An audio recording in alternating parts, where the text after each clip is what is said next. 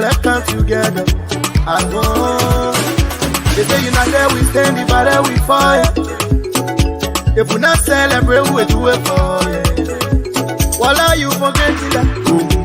You from Lower Country, you from Maryland. Voila, you from Rewa Sess. I'm a bastard, we own your crib, I have a funny fine way. Tabila, Kriwako, I love Liberia, oh yeah, yeah. Free land on liberty, Liberia, oh yeah, yeah.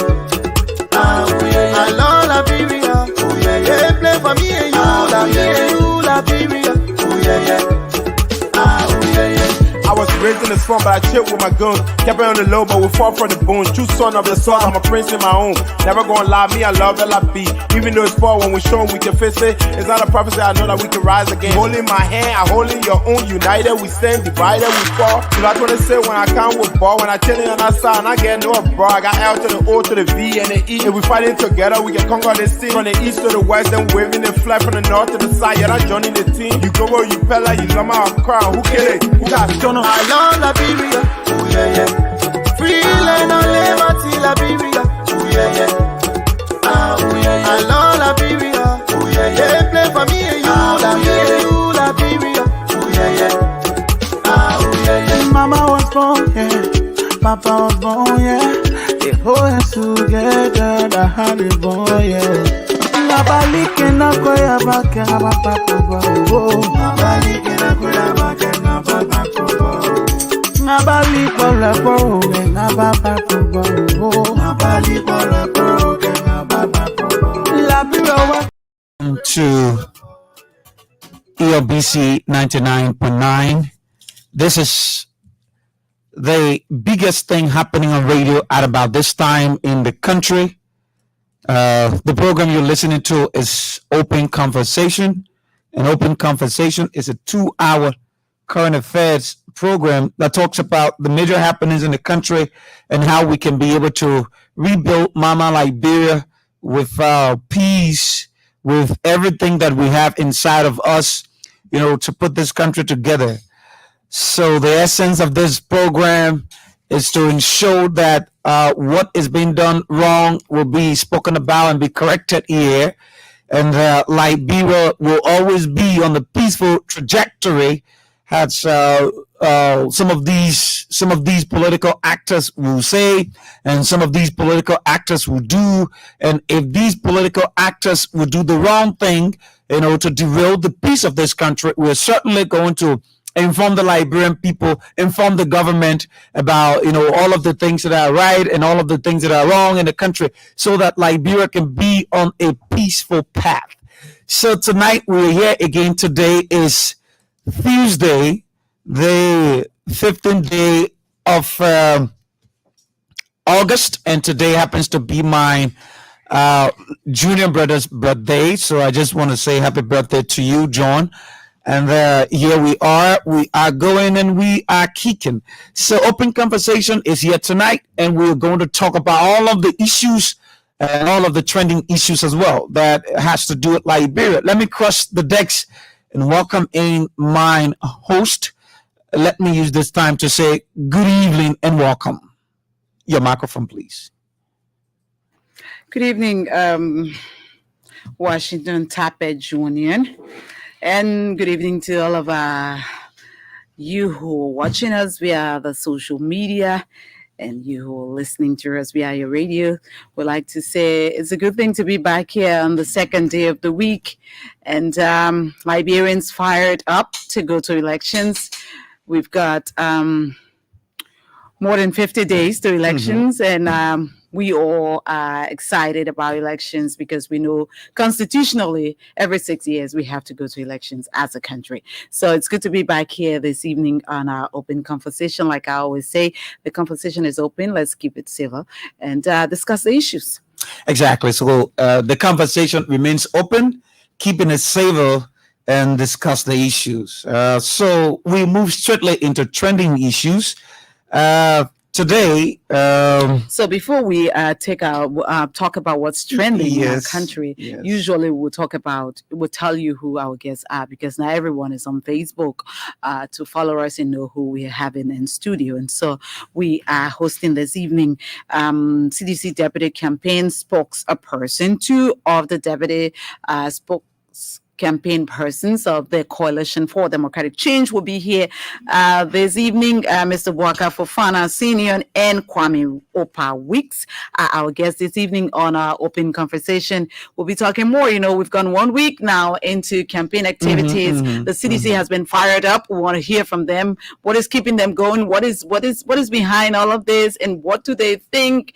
We want to be hearing from them this evening. We're going to be hearing from them this evening as it relates to what the CDC is up to. So if you're a CDCian, I know you want to know what's in store for you as we move closer towards elections. Exactly. So we're going to be having them in studio tonight to talk about a wide range of developments in the CDC. So let's go straightly to trending issues today. The chief of public affairs of the Armed Forces of Liberia, Stephen Toe Tapla, was trying to give some caution and some warning to these politicians who are involved with wearing the army paraphernalia on these political rallies. So he was being much more concerned. And I think his attention was drawn to, making identity, because very well that there are possibilities that, the AFL probably, like he said in his assertion, that you would be able to identify an AFL personnel from an ordinary person in these political times, because there are possibilities these AFL people, provide security as well. So I think he was being very kind, and he was advising all political parties, all politicians that have their, political supporters to avoid wearing, paraphernalia belonging to the Armed Forces of Liberia. And I don't know how we're driving into that, but I think from my perspective, I think the Armed Forces of Liberia, through the Office of the Public Affairs, that was what came out of the Office of the Public Affairs today from the Armed Forces of Liberia. Well, it makes a lot of sense. If the army people will be out there during this campaign period, in case of any eventuality, then it's only important that if you're rallying at a rally, you just wear your party, emblem. You don't wear, army uniform to show what. I think it makes a lot of sense. So everyone who's going out for rallies should take note of that. It's just simple and clear. Exactly. So the outreach ministers in Painesville, Bishop Dr. Ola Jala, and over some pastors today, they endorse Charlene Bronskin, vice candidate slot, and the pastors have got themselves with this a political endorsement. So today was something that this endorsement was been spoken about by a lot of people. There are some criticisms, right? And some people said why the pastors have got themselves involved in endorsing the vice candidacy of Charlene Bronskin on the CPP ticket, when they should be providing spiritual leadership for all politicians, and they are taking sides in these elections. Quite recently, we saw the same thing coming from our Muslim brothers. They were somehow furious about what happened to the mosques. And so looking at politics, and you cannot you cannot distinguish, or you cannot separate the religious people from politics, but there are just certain ways, a lot of people are frowning on, and some people are frowning on the pastors today, for endorsing the vice candidacy of Charlene Bronskin on the CPP ticket. And it's from the outreach ministry in Painesville. Bishop Dr. Ola Jala spoke for over 500 to 600 pastors today, endorse Charlene Bronskin. And he spoke for the pastors. Exactly. And how many of them were gathered today? The organization comprises of over 600 pastors, according to the detail. And so he's the head of the exactly. So all of them met and said that we're gonna support Charlene Bromskin And Ellis Cummings. Yes. Okay, that's what he says. Did he gather all of them to affirm their support, or he was just speaking on their behalf? Exactly. He spoke on their behalf. The good thing about it, we go to elections, everybody goes to vote. It's secret Separately. ballot. So, anybody can endorse anybody. But for me, the thing about it is some things, like you said, certain things are just not, called for. When people see you as a journalist who has an obligation to speak with every political party, and you're taking sides and you say, I support this person, then they question your neutrality. So if you're a pastor also, and even if you support people, if you came up and say, I support people, other people will still question, why you do that as a child of God and who is overseeing the flocks of God, and you have to direct people. But again, that's the country we find ourselves in. We'll see a lot of these things happening as we go closer to election day, because some people cannot keep what they have in them. They want to showcase that, because tomorrow that pastor wants to be a pastor for Cummings if he wins. He wants to be the spiritual father. Very good. So we'll see a lot of these things. But my thing is, what I question is possible for somebody to say, I'm the leader for all of these people, and I pledge support on behalf of them, and they agree to join me. But because the ballots are secret, people go there. You're my leader, that's what you said. But when I go and cast my vote, I do what I want to do. So it is an independent cast of the vote. So we'll stay on peace, and peace. In order for these elections to be peaceful, the media, the civil society organizations, and every well-meaning institution in the country must be able to talk about peace and champion the message of peace all across the length and breadth of this country. So today, the representative of District Number 10 spoke to the media, spoke to the press. And the comments are always denigrating. So when Representative Koluba speaks, the comments, the statements are always denigrating. But today he threatened the president.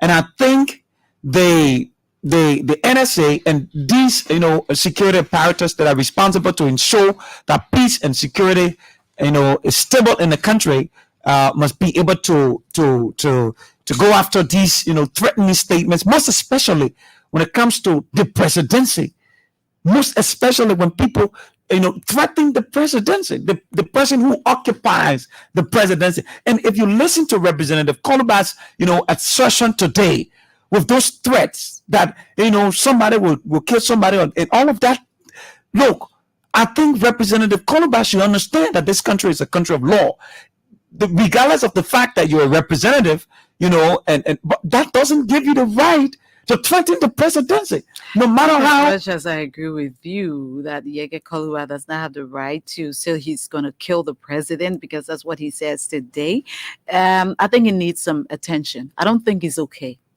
I really don't think that man is okay, because initially he started talking about,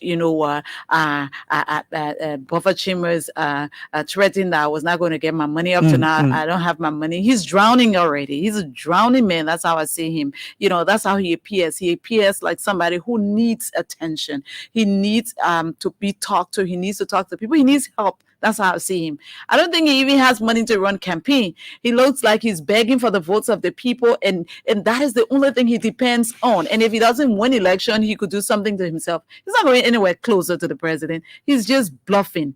But I think he needs, some attention. And when people watch Yeke Koluba, you already know that he's going nowhere. He's really going nowhere, and he's drowning, and he needs he thinks that when he says all of those, makes all of those rubbish assertions, people are going to pay attention to him. You call people to talk to them. You say you go into the airport to receive, the body of one of your political leaders. And all you talk about in these campaign times, you're not talking about what you've done to, be reelected as lawmaker for that district. But everything surrounds the president, and you don't have money. And he said he was speaking from his district office. Jesus is Lord. I think that guy needs some I think help. you watched that district office. He needs some help, definitely. And he's not, he's just talking. He's frustrated. He doesn't even know where he's going. Really, when we go to elections, he's not even sure of winning elections, so he's frustrated. He comes and says that, I support the opposition. Then you come back and say, you know what, I don't trust Joseph Boakai. I only trust Joseph Boakai, but Jeremiah Kun is responsible for everything that I'm going through. His money. The hardship I'm going through today, Jeremiah Kun, but you support Joseph Boakai, and Jeremiah Kun is on the ticket of Joseph Boakai. You support Cummings, but you say, I don't believe that Cummings is whining and dining with people who are corrupt. Okay. So I don't believe that Cummings can, make sure that he persecute those people. But for me, I will do whatever I want to do. I will go to the bushes. Is he okay? Those statements are threatening. He's not okay. They are threatening. The violent statements. The man is not okay. That, caliber of a representative is not okay. Yeah, okay. I believe you have something on your desk. Yeah, so we know that National Elections Commission says Deviator Bangla Sana says she's set to conduct the presidential and legislative elections come October 10. She has released both the final registration roll and candidates listing, among others. And so we already know that the NEC is on the right footing. She says she will hold, or the NEC is going to hold regional stakeholder engagements with citizens and on the electoral process. So it's good that the National Elections Commission is on course and making sure that she meets up with all her deadlines. And we also heard today that the ECOWAS ambassador to Liberia, Josephine Nkrumah, re-echoed the ECOWAS commitment to supporting Liberia's electoral process. She says that, they're collaborating with the National Elections Commissions and all those who are involved. And with time, in between time, they will be in Liberia to make sure that everything is going on course. So we know there will be distractions from people like Yeke Kaluba, because he says he's not going to adhere to the Farmington Declaration. He says he talked a lot of rubbish today, and I think he needs some attention. But with all of these people, coming in and observing and knowing exactly what's going on, I think all of the political parties and people who are involved with the electioneering activities are going to position themselves properly. It's good that everybody is calling for a peaceful election. My, only takeaway is that I was watching and listening to what happened at the Unity Party headquarters yesterday when Joseph Yuma Boakai named some of the campaign members. All of the speeches that, came before Ambassador Boakai's speech, they were not, the people who were speaking, I don't think they spoke properly. Mandela Cooper, what she said yesterday was just so annoying, and it didn't speak anything, it only tells you that people who are drowning just want to cause more problems. They just want to drown with everybody. Yeah, they just want to cause further problems. But her assertions yesterday was very, very wrong, that, we're not going to sit down here and anybody think that, George Weah is going to steal the elections. We are going to fight. We're going to do this. We're going to do even that. These kind of statement. Comments. Yeah, he says yesterday, Ambassador Boakai also said yesterday that we're not, what is his exact words? He said they're not going to sit there and allow other people attack them. When they are attacked, they will resist. They will also protect themselves. They'll protect themselves and they'll resist that.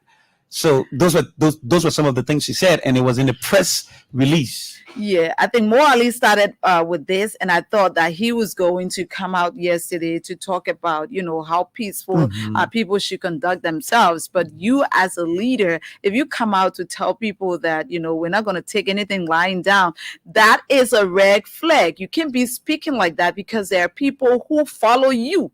And these people, when they listen to you, whatever their leader says is what they're going to do. Exactly. So Ambassador Boakai, who people say is a peaceful man, cannot be speaking when you know that Unity Party, sign up to the Farmington Declaration. if you are going to these elections and you believe that you're going to win the elections, all we have to do is to caution each other, make sure that, there's a level playing field for everybody. But if there is confusion, and that confusion, I continue to say, the Unity Party is just making it seem as though they are crying poor mouth and they're crying wolf when they, ignited the violence, when they started it, because we up to now have not seen where they're campaigning. That is sad, because they are supposed to be, the major opposition political party. Up till now, we don't know. The campaign schedule for the CDC is already out. We know where the CDC will be campaigning on which day, but we have not seen anything from the Unity Party. Why don't you share with the public? Why don't you share with the press where you will be? And you knew exactly that the CDC will be in that district on that day. Yet and still, you carry your people there just to cause confusion. And today you were saying that, you were victimized, and you're using that now to threaten the peace, which is sad. And the international community, we know, is listening, is watching and seeing what is going on, and we know that they are going to talk to all of those who are involved with these kind of comments, especially if you're a leader. So the EPS, the head of the EPS, Chokon Rabbit, right? Today had a press conference also, and yesterday he said that Eugene Fagon was on the Spoon Talk and lying to the people that the president has fired Chokon Rabbit, the EPS boss, and that he has packed 20 suitcases or 50 suitcases and gone to America. But he said today that that is not true. He still enjoys the confidence of the president, and he hasn't been fired as claimed by Eugene Fagon, and he was really, really disappointed in the media, and he thought that Fagon should be leading by example. If he calls himself a media person, then he should be a trailblazer for the young people. If he can be, he said even last night that Fagon was on the show and talking, and he was texting and saying, I'm here, I'm in Liberia, I'm watching you from my room, and you say I'm in the US and I've not been fired. But not anybody on that show even cared to pay attention. He called, nobody tried, nobody took his calls, and they just wanted to spill out what I think they wanted to defame and just make him look ugly and make the president look ugly. But that is sad, because as we go to elections, it's incumbent upon every one of us, whether you're in a diaspora or you're in Liberia, everybody has his or her own side. But the best thing to ever do is to say the truth and nothing but the truth. The Liberian people are the ones who are going to make the decisions. Some of these people who sit in the diaspora they didn't even register to vote. They're just talking. That's all they do. If I am in Liberia, right, and I depend on somebody in the diaspora, and that person is taking care of me, that doesn't necessarily mean that whatever that person says when it comes to elections, I'm going to do that. Because when I go to the ballot box to vote, you're not there. I'm going to tell you I voted for John Brown because you wanted me to vote for John Brown. But I know within myself that I did not vote for John Brown. The vote is private. How do you know that? How do you know that? Instead of, making sure that everything is peaceful, we go to elections, whoever wins, people just want to cause confusion. You guys stop causing confusion. So in a wake of peace, lastly, before we go to the lines and take calls, senatorial candidate Roland Duo of Nimba County has a different way to campaign. So today he spoke in one of the towns in Nimba, and he spoke about the civil conflict, how people rewarded people who took this kind of information that I fought war for you, like Senator Johnson, who always, when they go into elections, they say, I stood for the Nima people, I fought for the Nima people, and I was there for the Nima people. So Roland Duo was able to tell a few group of Nimayans today that Senator Johnson fought the war for 9 months, exactly, or 9 months or some days or whatever, but it's in the scope of 9 months. So he went and spoke to the people today and say, if you can, elect Senator Johnson and one of the guys, I think from one of the counties, maybe from GDA or something else, making him representative. I think I myself, you need to be honest and do the same to me, because I got 14 years, 14 years. when you go into elections, the language that the people understand is that language you speak. If your opponent is using that language and gets his way, we're not fighting war yet. No. We're not fighting war. But if that is what Prince Johnson, senator, used to get the attention of the people, Roland Duo is going to do same, because he too fought the war. Nobody's going to war. But if that's the language your people understand, that's what you're going to speak. But that's how Senator Johnson has been deceiving them. Obviously. So and the people of and he made a report of County, 9 months. Sorry? 9 months. He's Senator Johnson. And so and Senator Canada Duo is saying this man is always telling you that he liberated the people of Nimba. That's Senator Johnson's biggest message. That is what resonated with the people. Exactly. And so somebody has to come back and tell the people, whoa. No, let's look back. If this is on the basis, if this is on the basis for which you elect this man, then every time he comes to you, then I think I can be a better option. Absolutely. Because I've been here for 14 years. Okay. I stood up with the county. I stood up with you people. I defended this county, defended the people. So maybe a lot of people don't know that. Exactly. Maybe a lot of young people who are voting don't know that, and they're getting to know that today from Roland Duo, and they're understanding exactly that Senator Johnson used them before, and they're understanding exactly what happened before in Nimba during the war. Those young people who didn't know, born just during the war and didn't know exactly what happened, or who were born right after the war who didn't know. So somebody has to tell them exactly what is happening.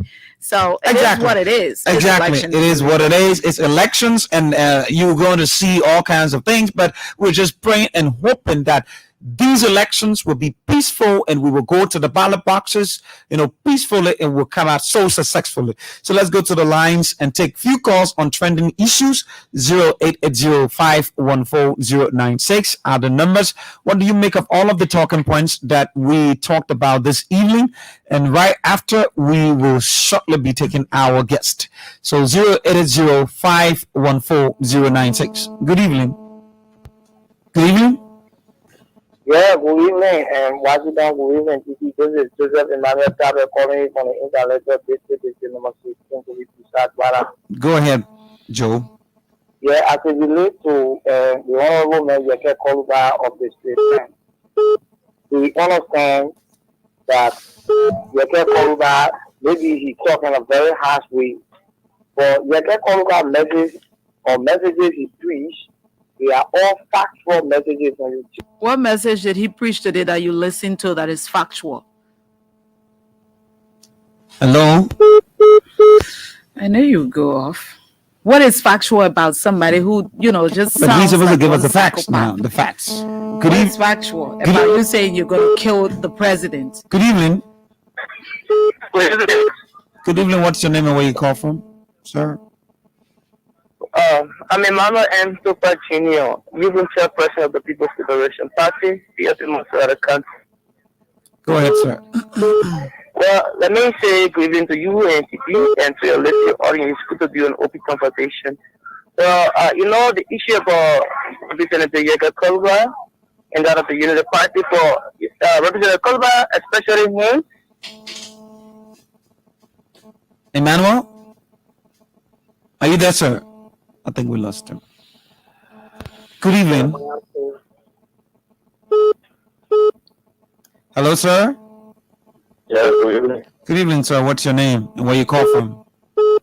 This is Paul Sosa. I call from Bukabeisha.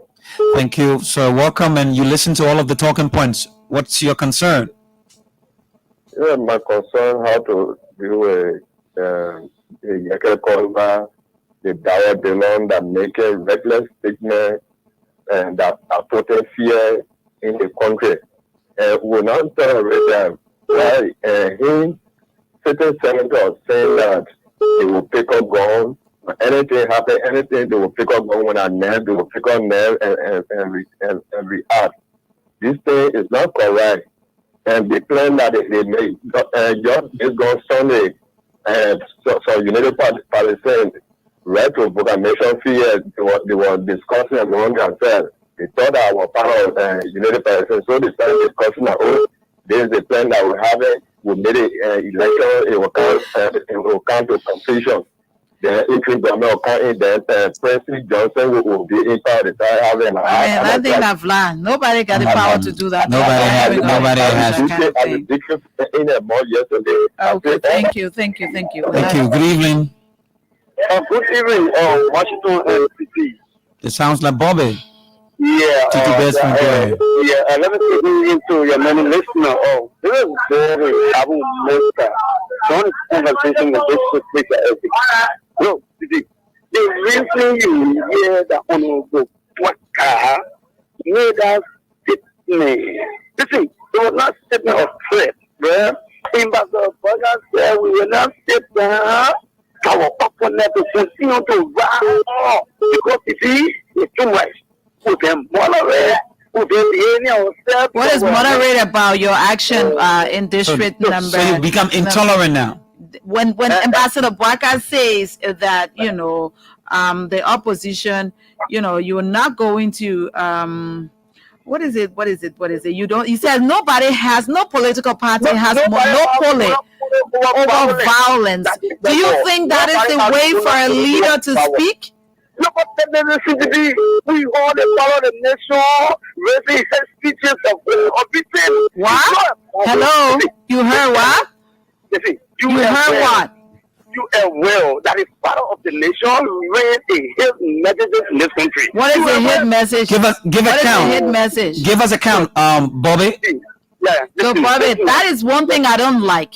When you say something and you are asked, you should say exactly what you're talking about. What is the hit message that the father of the nation talks the about? Father of the nation, when this campaign started, he said to the people when we were attacked, even before the election, he said when the big waters was through, July 26, the man said he just associated himself with the CDC-COP. Today, where are they? What are you talking?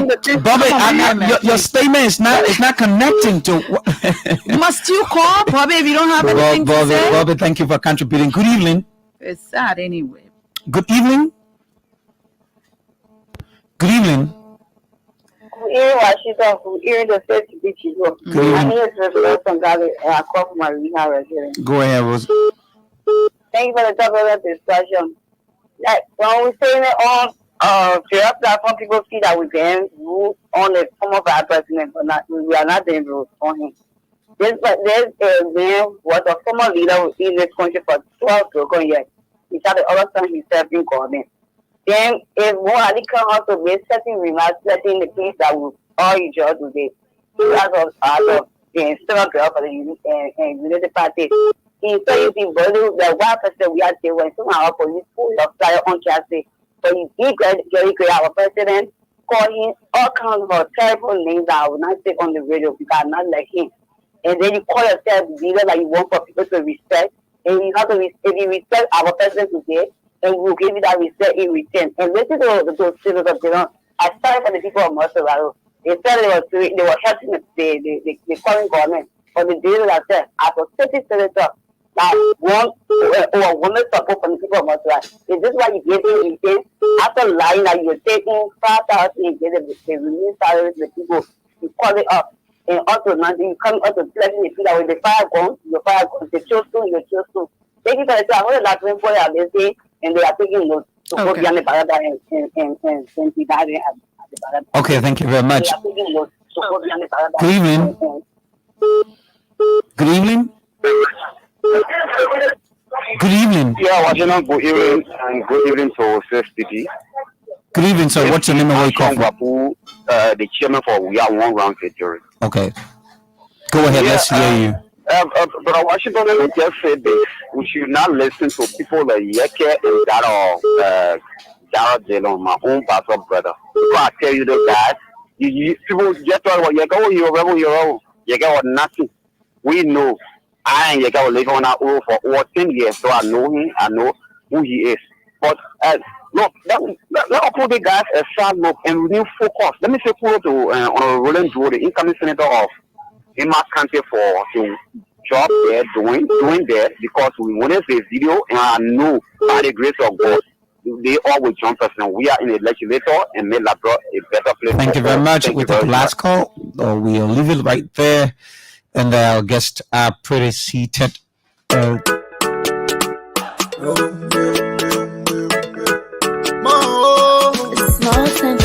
the east to the west, north to the south, yeah, let's come together as one. They say united we stand, divided we fight. If we not celebrate, we do it for you. Voila, you forget that. You from Lower County, you from Maryland. Voila, you from Rewa City. I'm a bastard, we own your people. I walk on the fine way. Tabila, I love Liberia, oh yeah yeah. Free land on liberty, Liberia, oh yeah yeah. Oh yeah, I love Liberia, oh yeah yeah. They play for me and you, Liberia, oh yeah yeah. Oh yeah yeah. I was raised in the swamp, but I chilled with my guns. Kept it on the low, but we fought for the bone. True son of the soil, I'm a prince in my own. Never gonna lie, me, I love LIB. Even though it's far, when we show them we can face it. It's not a prophecy, I know that we can rise again. Holding my hand, I holding your own. United we stand, divided we fall. So that's what they say when I come with ball. When I chillin' on that side, and I get no bro. I got L to the O to the V and the E. If we fighting together, we can conquer this scene. From the east to the west, then waving the flag from the north to the side. Yeah, that's joining the team. You go where you pella, you love my crown. Who kill it? Who got shown up? I love Liberia, oh yeah yeah. Free land on liberty, Liberia, oh yeah yeah. Oh yeah, I love Liberia, oh yeah yeah. They play for me and you, Liberia, oh yeah yeah. Oh yeah yeah. Mama was born, yeah. Papa was born, yeah. They hold us together, the honey boy, yeah. Nabalike na koya bake na papa kubo. Nabalike na koya bake na papa kubo. Nabalike na koya na papa kubo. Nabalike na koya na papa kubo. Labiro waka poma o. Labiro waka ma o. Balanda anwa waka ma o. Anwa from the east to the west, north to the south, yeah, let's come together as one. They say united we stand, divided we fight. If we not celebrate, we do it for you. Voila, you.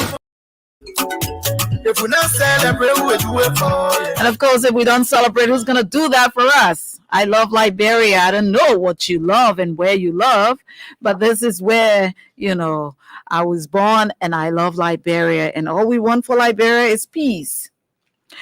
Welcome back to Open Conversation right here on ELBC Radio. As we told you, this evening we are playing host to two deputy campaign spokespersons of the Coalition for Democratic Change, Mr. Bwaka Fofana and Mr. Kwame Opa Weeks.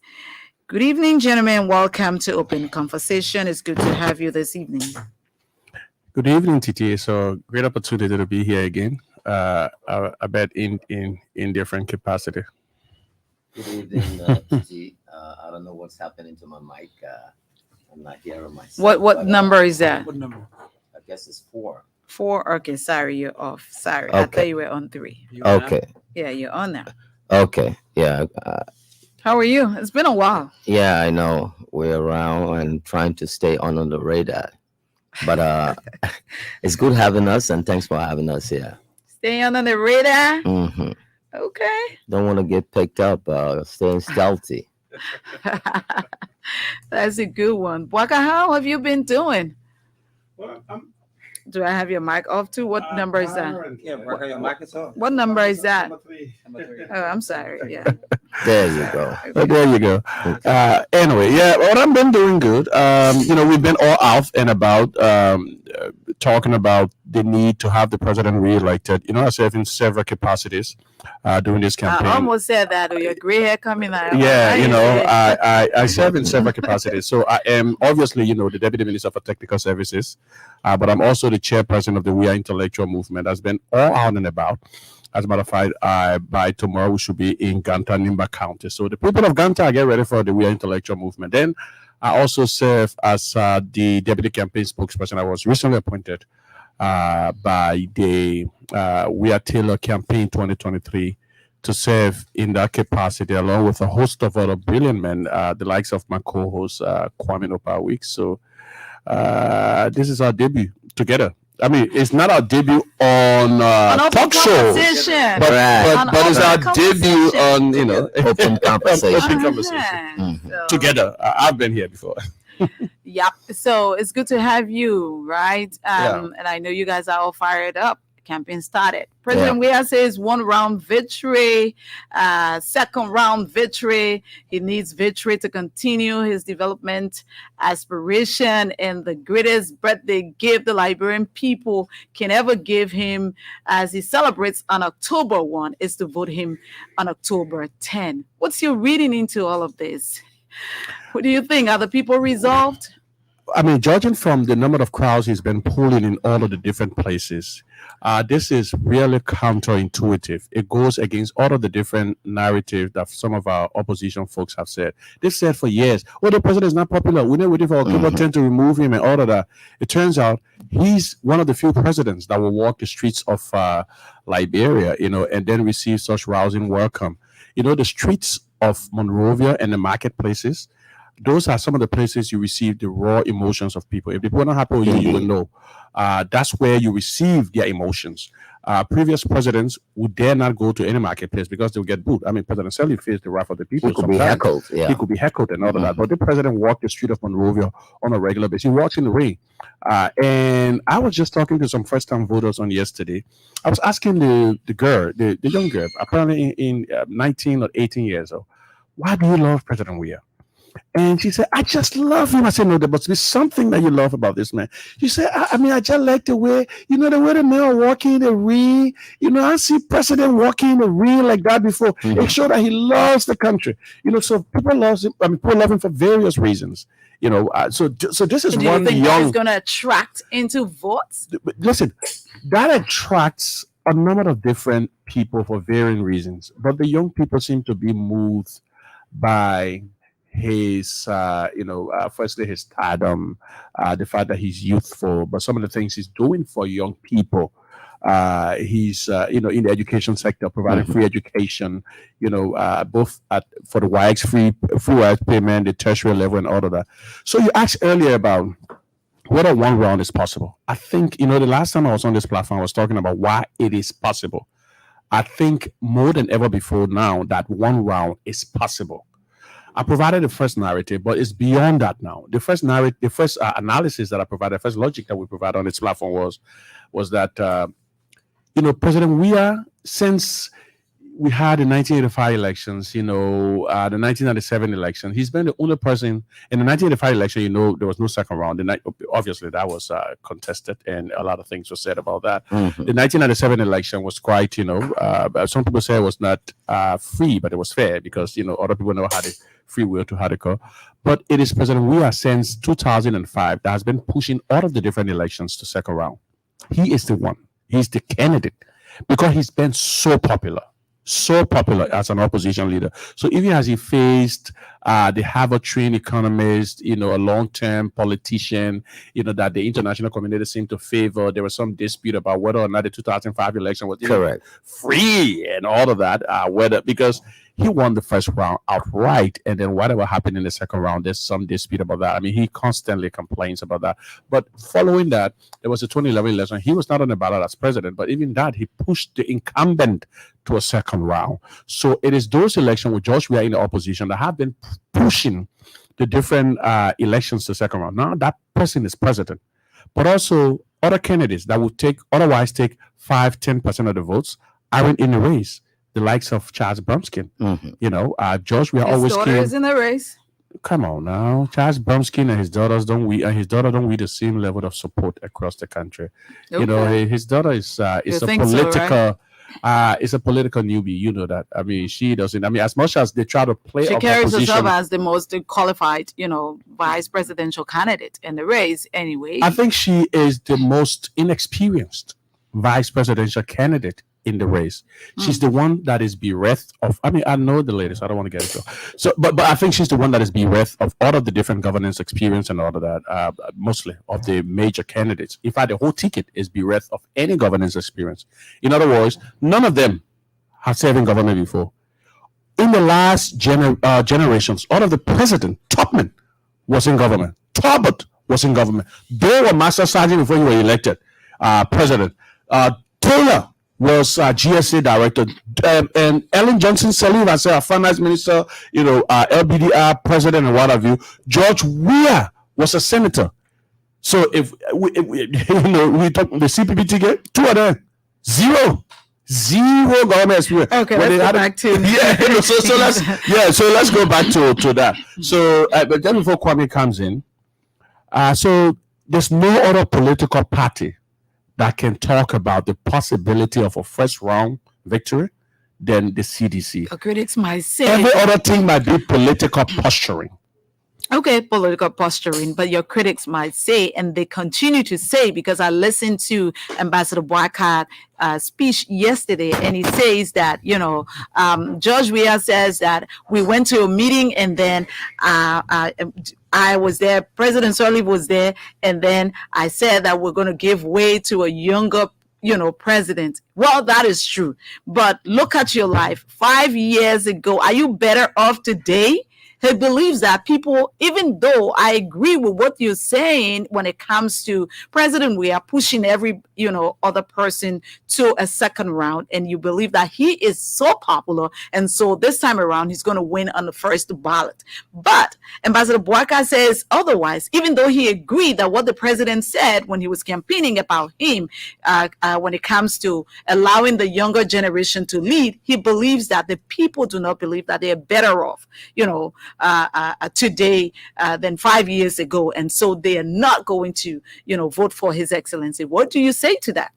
First and foremost, the former Vice President Joseph Boyka didn't uphold his word. I mean, if he agreed that meeting, he says that meeting did take place, so it tells you that the president was very truthful when he talked about that meeting. So if he agreed that that meeting did take place, why did he contest the 2017 elections? He says he's contesting because, he didn't talk about, nobody asked him that question. Yeah, so why did he contest the 2017 elections? His justification for contesting now as an older man is because, according to him, the lives of the Liberian people need to get better, and he's not going to live by his word he made, Firstly, so he never lives by promises, as a matter of fact. He never lives by these promises he made to his former boss. That's why she's not supporting him.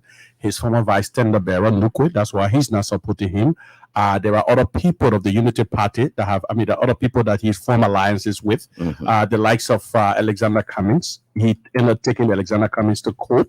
The likes of the Batelika Tingbe, the likes of the Urays, the Costas, and what have you. Okay. He doesn't hold up to any agreement. Whether or not the lives of the Liberian people are better now. I mean, there's been all of the different statistics have pointed to some form of reduction of poverty. That's one thing they've always pointed to. Oh, poverty increasing. That's a lie. There's zero data that show that. The last data about increment in the general state of poverty was from 2017. But the Unity Party keep peddling the narrative. Poverty increasing, the people suffering. Why are you getting that from? They keep doing that? Because the Liberian people, the Liberian people are fools, that they're not sophisticated enough to investigate these things. But that's why we're providing the information. People have talked about the arrogance of the Unity Party. They feel so entitled to the presidency that if it is not them, it shouldn't be anybody else. That if you're not supporting the Unity Party, then you aren't intellectually inclined. They will question your judgment, your education, and all of that, just because you don't support the Unity Party. But guess what? Competence is reflected in your deeds, your actions, not by the number of Harvard degrees you got. George Weah has been building schools, hospitals, we'll come to all of what George Weah has been doing. But Kwame, I know you were coming to say something, as it relates to the first question. But let me ask you this question. Can you explain, the literal meaning of this 18th Street that we hearing every day? 18th Street. What is that? So NEC got the sample of the ballots, what it's going to look like. One of the major things we experienced during the last voting process was that I think a whopping amount of almost close to 50,000 ballots, if my numbers are correct, were not correct. And people, like, you went in and you didn't like the candidate, you put an X on his face, and then you check that ballot is condemned.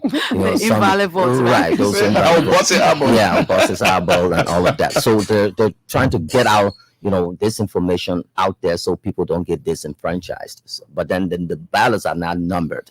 So when you go through it, because they did it alphabetically, and the president comes at 18. At number 18. We're 18. Yeah. The president when he's on his it's campaign. alphabetically. He's where? He's where? Okay, So because I hear him checking 1, 2, 3, and I'm wondering the market women, are they going to be able to check from 1 to 18? they know it now. They know it now. Okay. So you hold the ballot up like this, and then you just go from the bottom. I think he's second from. If you want to start counting from the bottom, switch that. No. Let's check on the top. If you want to Forget about that second bit in the Right. mistake. Yeah. So if you Oh my God. everything you do, you got to educate your voters. Yeah. Everybody will have sample. Okay. We're gonna have a sample, and if you gonna take like folks up, you want to look at the photo. You got people in the interior and all of that. So there are voters who are not literate. So that's what that 18 is all about. There's all over the place. 18th Street. Mhm. And so, okay, but it seems you have so much energy since campaign started. Aren't you afraid that you could run out of steam? Seditions never run out of steam.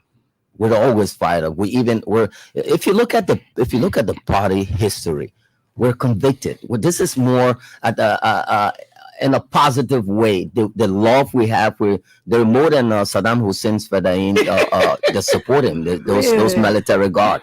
We're committed to this. It's in our blood, and it's in our vein. It runs through that. That's why we didn't have to, our landlord didn't run behind us. We stuck to that same one place.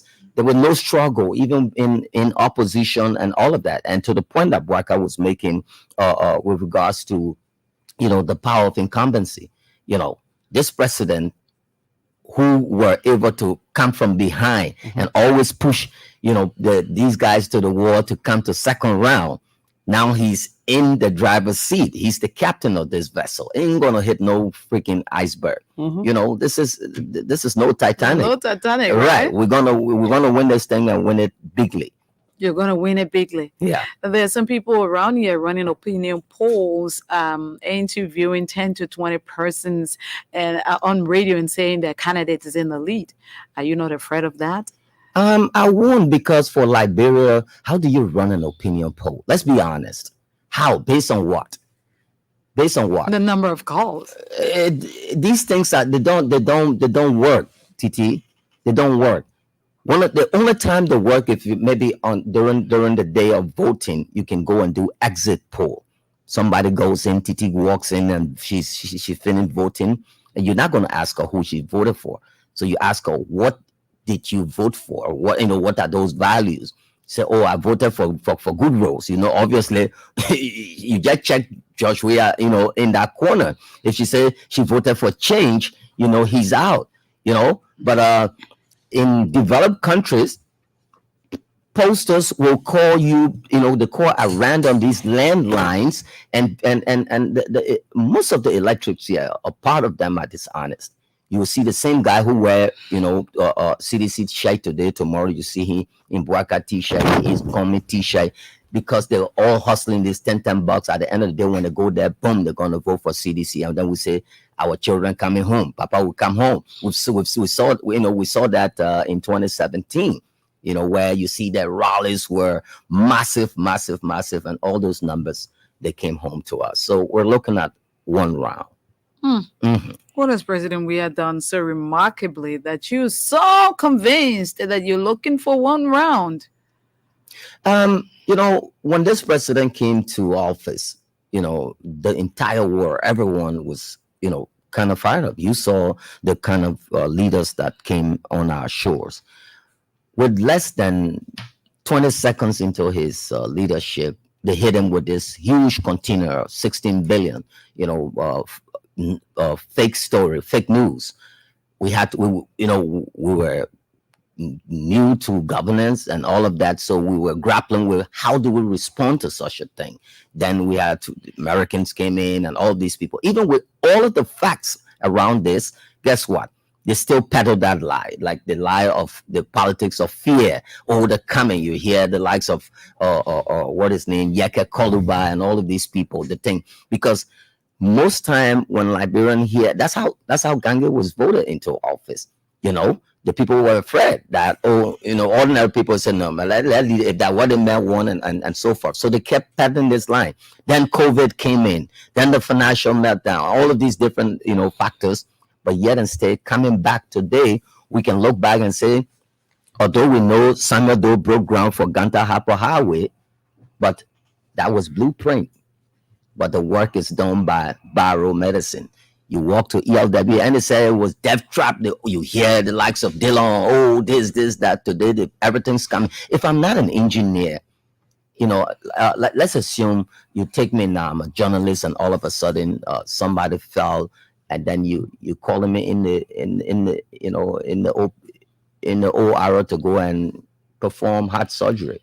That person will die because that's not me. So when the engineers are doing the work, you know, based on the money we have, you know, because this is taxpayers' money. TT, your money is in that role. Today we can look back and say, you know, ELW Ravensby Highway today, you know, people marvel when they see that road. So there's a lot of indicators, deliverables, tangibles that this president can, you know, stand. And there was a old, I don't want to use what we call feces field. Yeah. You know, Liberians say pupu fee. Right before the former president. Yeah, no, not Ray. I had to call it right. No, I mean that was Front Page Africa's headline, say from pupu fee to, you know, to Modern Park. Right, and all of them bashed that park. One time when the flood came and all of that, they started talking about this, that. But floods happen everywhere. But go today, you could drive and marvel at that place you pass. And when the president made that session, I said, what? I asked him that question. He said, look, I want people, every time they come here, they will stop and look. And that's what everyone does. It has become a center of attraction. And you see litany of these things going up. Okay, let me ask you, Boaka. Your campaign seems heavily concentrated on Montserrat County. When do we begin to see you reach out to the counties?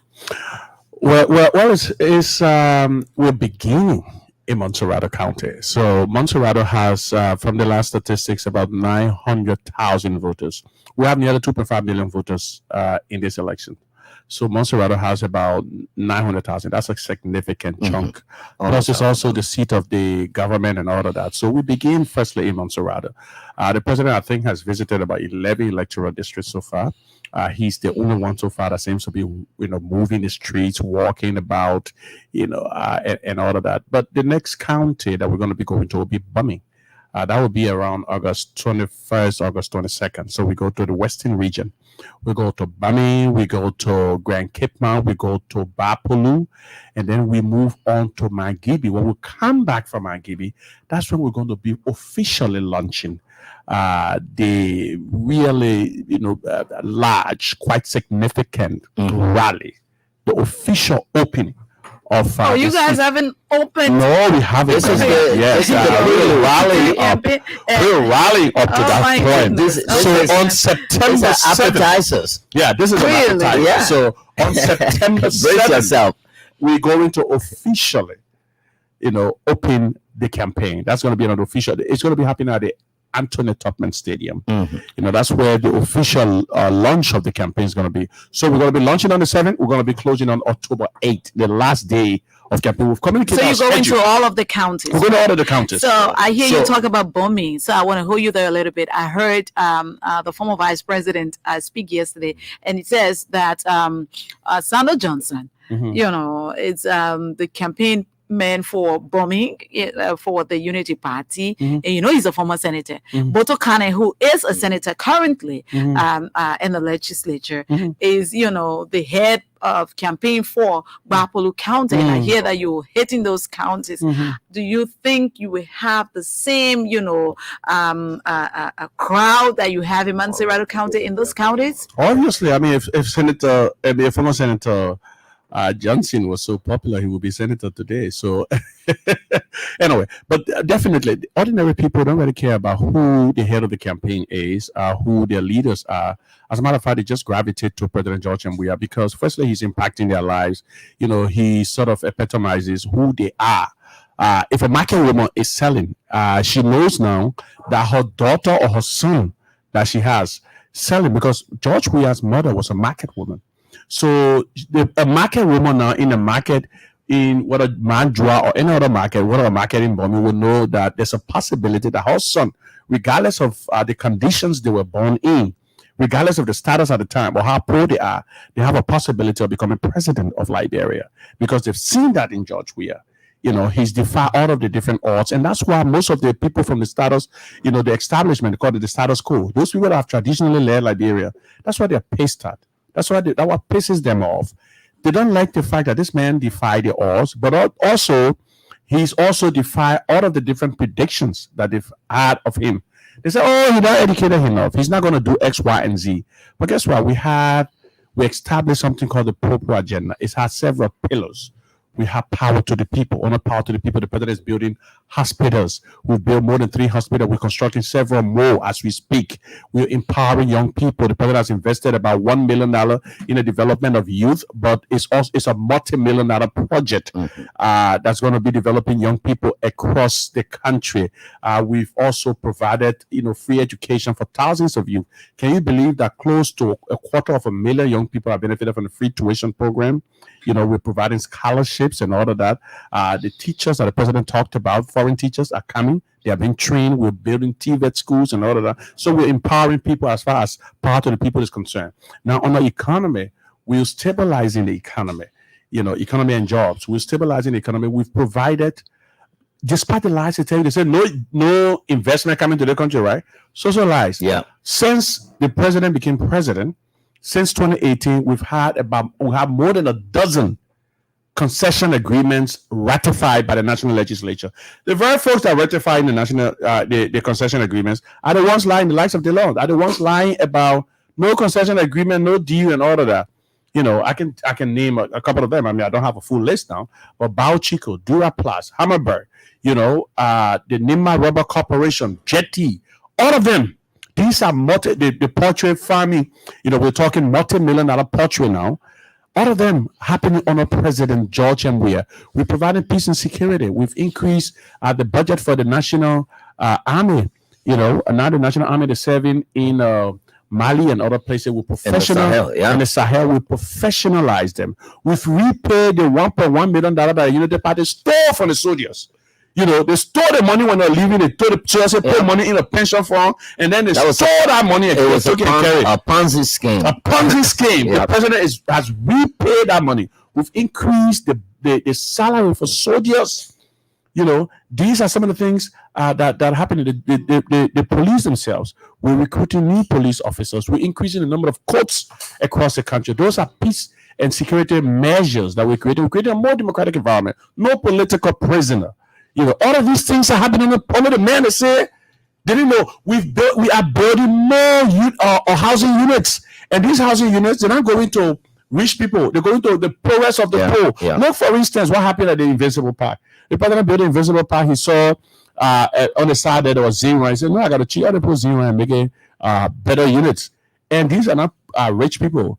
The poor people, he changed all of that zero and made it more than 50 houses and gave the poor people. So if this is what the president is doing, these are things he's doing. Who are the poor people? You believe that these people will come out on October 10 and vote for the president? Exactly, that's what we think. You both are media specialists. What do you make of some of the things you're talking about? Fake news and doctored photos and videos to deceive the public during this electionary period. How do you guard against that? How is your party guiding against that? You can, Titi, it's going to be tough fighting these fake news. You see, I was listening to BBC the other night with this photo going out with that seemed to have on the Nigerian finance minister crying, and he will be, the junta is threatening to kill him. It is say, bring back our money. It was fake. You know, there's a lot been out there. So fighting fake news has been the new trend now for the you know, for media gurus and media publishers, outlets, and so forth. Fast forward, bring that to Liberia, we're no different. The only thing we can do is what we're doing now. That when they bring a knife, we bring a bazooka. Yeah. Really? Yeah, so that's how, you know, Standard Bearer already named, you know, additional people to his campaign team. You're not worried that he's going to scatter your defense? No, they're not. Ambassador Boaka sent a caveat, you know, yesterday specifically to the CDC. He says there is no political party that has monopoly over. You know, that statement is unfortunate because they were the ones that caused the violence on the day they're talking about. Let me tell you a set of events that happened. I was in the thick and things of things. That day, the president had planned. So I want you to join this. My question did not end. Okay, go ahead. Yeah. So after, you know, because he was specific about the CDC, Ambassador Boaka, and then today again, Yeke Koluba from the opposition had a press conference and threatening to kill the president. And partners have, partners have repeatedly said that these elections should be issue-based, void of personal attacks and violence free. What's your take on all of this? Especially hearing from Ambassador Boaka, you know, talking about, you know, nobody has monopoly over violence. And then you hear the way Yeke Koluba spoke. Where are we headed? Yeah. I mean, go then and then. There are a couple of things that Yeke did, which were quite unfortunate. I want to talk about it in two folds. Firstly, about the person Yeke. I think Yeke is sick. Yeah. He's definitely sick. He needs help. There are different signs and symptoms that are reflective of a person with psychological disorder. Yeah. Those are some of the things that Yeke beginning to exhibit: the anger, the outbursts, the insults. All those signs, all of those things, you know, they do a personality. Do you think he's losing it? One moment he's happy, another moment he has some sort of bipolar disorder. What the people of District 10 need to know is that their lawmaker is sick. He has a psychological disorder. The next thing is he's threatening a sitting president. That's a felony in other jurisdiction. In other jurisdiction, that would be a felony because basically, firstly, I don't know specific. Maybe the lawyers can call, but in other jurisdiction, that would be a felony punishable by 5 years imprisonment. By years imprisonment. Years of imprisonment. And he firstly said that he was withdrawing from the Farmington River Declaration. He said he's not going to respect it. So basically, he's saying that I'm going to perpetrate violence. He I'm going to be the chief perpetrator of violence. If I see the president, I'm going to do X, Y, and Z, and all of those stuff. Look, Yeke is a coward. He is. He's a coward.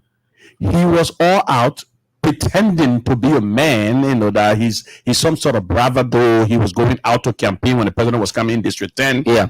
When we went there, he ran away. He chickened out. Now he's crying. He doesn't have money. He's a coward. Tail between legs. He was nowhere to be seen when the president went there to campaign. So all of that thing, when the president had a call in the campaign, he told us, where were you? That's exactly. He called his favorite. Yeah, that's exactly what he's doing. Call news people and this. Where was he when the EPS and all of the different? Look, the two highest ranking officials of government were campaigning in the same district. You think that one 2x4 lawmaker would threaten them? He ran away when the vice president and the president were in District 10 campaigning. Firstly, a couple of things I want to say. That it was provocation. Yeah. It was deliberate provocation. The CDC campaign had announced that it was going to be campaigning in a particular district. In fact, the campaign schedule has since been given to the National Elections Commission. We should have done 9 before 10. We should have done 9 because of before 10. The Boaka's press conference. Yes. The president insisted because of his peaceful nature. He said, let's do 10. By the time we wrap up with 10. And then we're about to do 10. We see like intent campaigning and jumping all and down, all the different insisting stuff. He wants to pass in the market to go to the press conference when you could just go through Kalano and so that's provocative, and the portion Boaka was talking about when he dropped the kill word. This is not the first time this idiot has done that. You know, he's done that a couple of times, and he came back after the international community came back hard of him. He apologized. We have the tapes, you know, so we know what he's capable. On just last week, we saw what happened in Utah with the U.S. president. With this guy going online saying that he was going to kill the president of the United States, Biden. He was going, other lawmakers he mentioned, you know, he was brandishing AR-15 and all the other semi-automatic weapons and all of that. So then the president was visiting everything. The FBI just saw that and said, okay, but now that the president is going to that place, let's check our boy or, you know, our homeboy and see what he really means, you know, what he was putting online. They got to the dude's house. His threat was serious. He had a gun brandishing with they kill him. They kill him. I guess if you have our big politicians in the U.S. and all around the world, they will not even know that this happened. You know, the same way when you go now around Florida, all these different places. Tons of houses going down for flood and all of that. People homeless, tornado and all of that. Nobody's saying Biden not leading, but every time you see there's heavy, you know, natures you know, get angry at us, and maybe there's some landslide or anything, they blame it on the president. So to have him coming out, you know, threatening, what Yeke is doing, he's hurting the people of District 8, District 10. And they all have a resolve. When you hear a market woman saying, no, we're tired with this. You know, our kids and all have started, you know, learning how to insult women. Yeah, all of these different things. So he's a nobody. He's a nonentity. Why would you think people think that, you know, Joseph Jomo Boakai, ambassador, is a peaceful person, and he would come up to say that, you know, nobody has monopoly over violence as, you know, head of a major political party? Isn't that a red flag? No, that's not a red flag. To the Farmington Declaration? Because if you look at the history of, and I respect this statesman for what he has done. You know, he's got the stripes and all of that. But at what moment do you call it a quit? So now he's been paraded. So they prepare this statement, they sit all in the room. You see most of the time, you know, when you reach a certain age, there's a lot of things. Whether you like it, it's only we that will be in denial. At that age that he's in, you know, you're going to have dementia, all these different things happening, you know, and they go in a gradual process. That's what we are. We're born as baby, and then we become baby again when we age out. The Bible said 10. So after 70, anything you get there, 71, 72, that pension. My dad referred to that. So he's heading to his 80s. You're talking about a whooping almost 10 plus years that because of maybe good deeds and all of that, you know. And that's the human body. He's having a pacemaker. He needs rest. And let me tell you, based on what Google it, check it out. Go talk to some cardiologist and all of that. You wearing a pacemaker now, TT, I can't bring iPhone or certain devices around you close to 1 meter. You know, you can wear a ring. I can ring. I will have to check. I will have to check that out. But I'm serious. You know, I can come out here and say things that are not true. So this is the kind of person we're facing. So all of them that they're not getting these gas slip no more. And when they say the country hard because they can't come to Kwame House and say, "My man, buy me beer," and then I buy a lot of beer. I asked the other guy, when the country were okay, show me what did you do? How many houses you have now? How many businesses you have now? You know, now no more director general get up and be paying one secretary, you know, more than the other secretary that is refused by the system, by finance ministry. Then they say, okay, this is your allowance and this is your, you know, your salary. One man making 15, 20K and all of this stuff not happening. That's what they're saying. What do you? That's what upsets them. Right. When they say the country hard, I commute with taxi driver kekes. I do that almost every day to make sure and see what you know, what are people. If we say people are not hurting, it's all over. But I interviewed another lady yesterday, or day before yesterday. She said, go right near Sierra Leone. If you want to see hardship, go there. Go to Ghana. You know, today Ghana is turning to IMF. the tour who they were all talking about and this, that, and he saw the vision first. He said, no, we got to get there. And all of the different things they're asking, you can't borrow from the consolidator, you can't do this, you can't do that.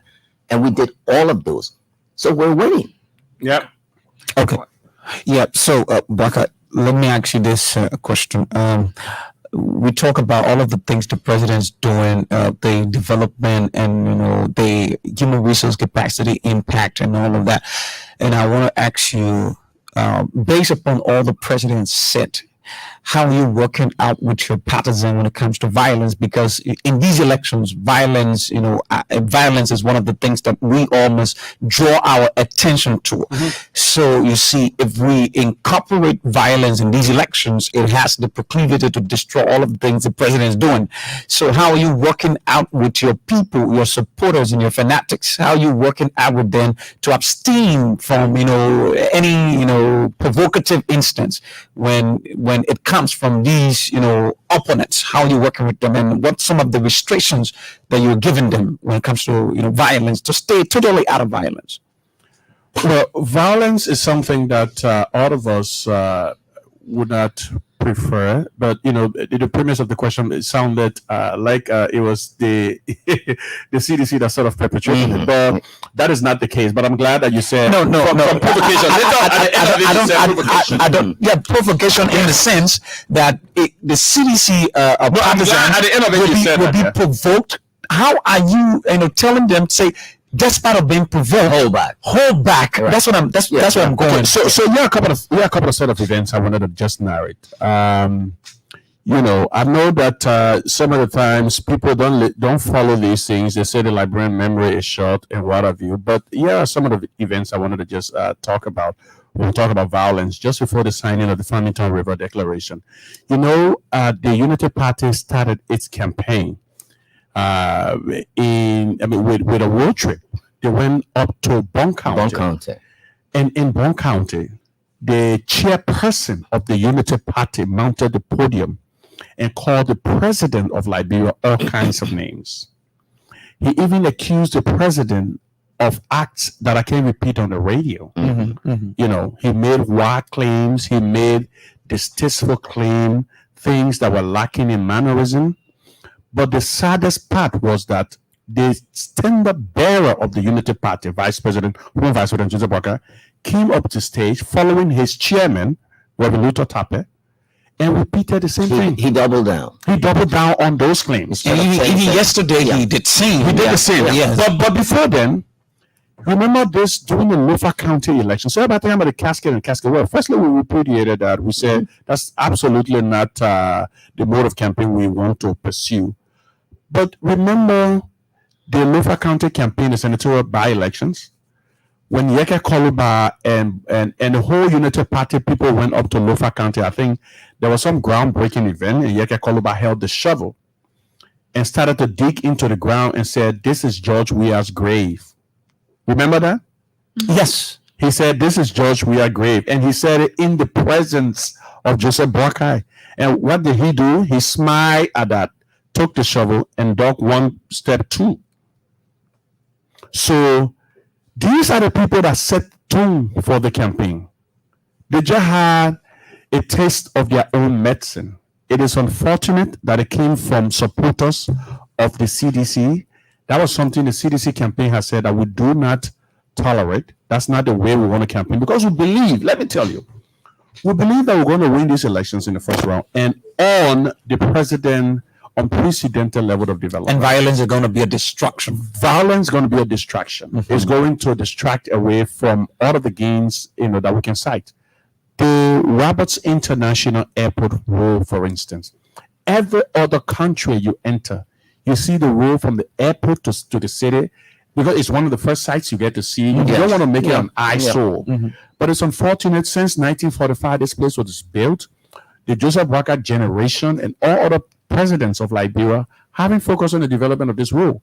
So when the president in 2020 said, "I'm going to expand this rule," they laugh it off, because in their minds of what is possible, the level of possibility, they said that was not possible.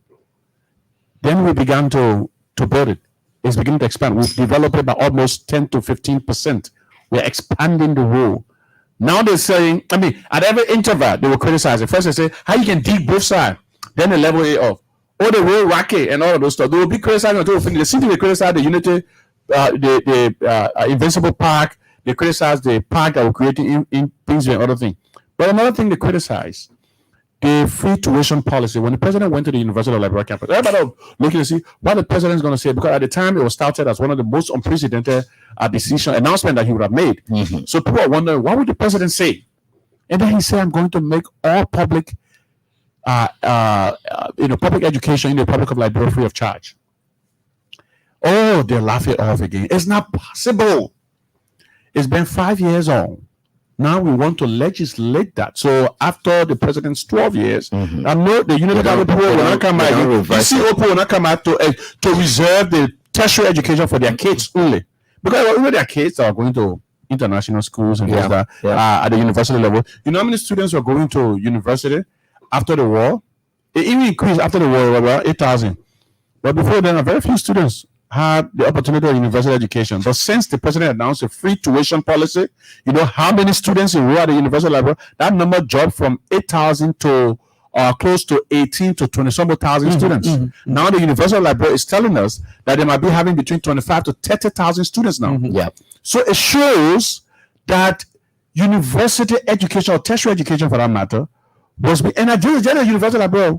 We're not talking about TC. We're not talking about all of the different community colleges in the counties, because all of these colleges are free. All the public colleges. All of what you're saying, how come the Unity Party, is it that they're saying this and they're pretending not to see it? I heard Ambassador Boaka say, you know what, education, we're going to give you better education. Mind you, he was in power 12 years ago. How better was education? And now he believes that, Liberians don't have better education. And he's saying, give me, make me president and I will give you better education. Are they trying to downplay they want to? It is a deliberate political tactic to distort the right. These are the tactics, because that's the only way they can win. They think they can win an election. They think that the Liberian people aren't smart enough. The only way they can win. They think that's how they think they can win an election. So they think the Liberian people don't have a long memory, and that they will forget very soon, or that they're not sophisticated intellectually enough that anything they tell them, they're going to buy it. So they've been telling them this sort of lies. It is dishonesty. They've been telling them, they've been telling Liberian people sort of lies. They even hire some of their, international media gurus who want to be going to jail soon, to perpetuate the lies and all kinds of different things. They will say, for instance, that there's killings. There are killings in Liberia, the people dying. Right. And then some of the folks will come from overseas to come and visit, and then go to the different bars and have fun. And then we'll come and tell you about how they posted they play football. I barely enjoy myself. I drink my smoke. So let me ask you this question before we go to the lines, because I think it's very important, and it seems to be, I don't see the CDC, and I don't know how you're going to deal with that, but is the departure of Eugene Fagon from the CDC government, is it anything that is created like a void? No, not a void. Is it not causing some problems for the CDC, because he goes on his network, like last night he was on Spoon Talk and saying that the president has fired the Choco Roberts came out to clarify. He came out today to clarify, and he's been a part of this government. Let me share this with you. This is not the first time. This has happened to so many other governments. Even relationships, you will see it be milk and honey. The moment your husband breaks up with you, he goes out and says, oh, she's not beautiful no more. But this is the guy who was on the wedding day, I got the most beautiful woman on the face of the earth and all of these things. The people will always break away and they will say trash. That's what it rolled. Like, we were in opposition. We had to find things that will make people, excited. That's the role of what they have to do. But you cannot go out there and throw the kitchen sink and can lie.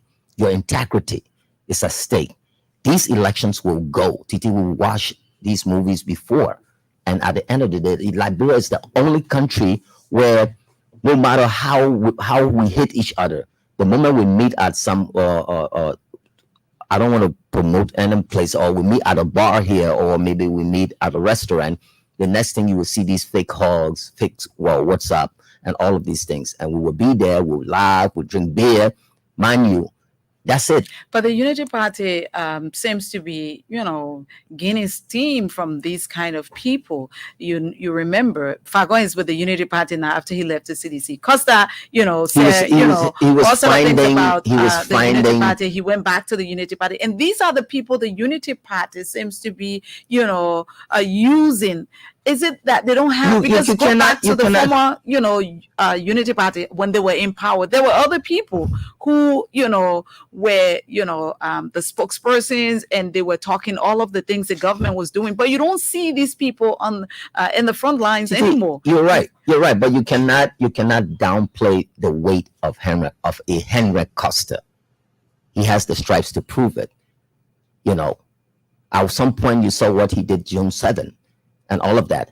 If that kind of a man leaves your camp and you see what's happening to them, they're bleeding. Did you see the post from Tilia the other day? They're struggling how to contain that particular portion. There's a lot, that's out there, and people are watching. So, like I said from the beginning, if you have a standard bearer who is not credible, who flip-flops, who today, because of certain things, he moves the goalpost, and that's what's happening.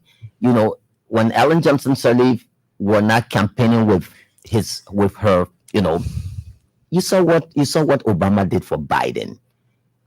When in politics, those of you who did political science and so forth, when you find the man and you who were the two face of the country, anything they call you first. And then when his term is over and you going and that man is not standing beside you, what message does it send? And then after that, you start seeing the likes of the situation that happened with Costa, because of the But door. doesn't this speak to the credibility of the former vice president if he has these people? You just answer your own question. That the guy can be trusted. He can be trusted. It was just today they were almost able to complete their team, the campaign team. Do they have a schedule? And they're fighting now as we speak. They're fighting among themselves. They're like, why you pick that guy? I should have been the one. So why they're struggling, having financial issues? That's where there's a lot. That's where I was coming from. Before we get to the lines, that's where I was coming from. The opposition understands and they know very well that they have issues with among themselves. So they are doing all of what they are doing, to cause distraction. Very good. That's where I'm coming from. Now, and I want you to answer me this question. Do you affirm, corroborate the idea coming from Yeke Koluba? He spoke today and he said that he doesn't trust the credibility of the opposition members to lead this country, to give them leadership. And he's a formidable, opposition member. And he said the comments he was bragging about, transparency and accountability and all of that, he doesn't trust comments, he doesn't trust Bwaka and all of that. He said those words in it. Can you edify? It is for them to grapple with. Right. Yeke is unhinged. He's unstable. It is not our business to get into the internal. But he's vomiting. He's vomiting. No, because one moment he's going. But this is something we've said forever. Is interesting that he's coming around now. Yeah. We don't validate his comments because at one point they're going to switch. They're going to turn on us. That's what he always does. But it's interesting that he's beginning to come around. But that's what I'm saying. That for quite a long time, that the opposition is not to be trusted.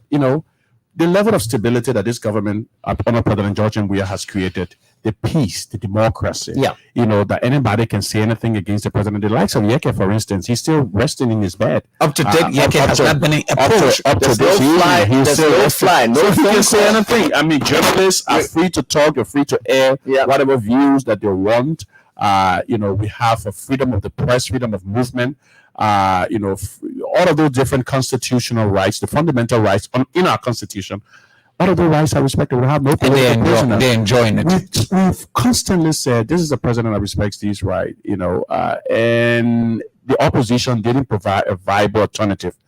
They're divided.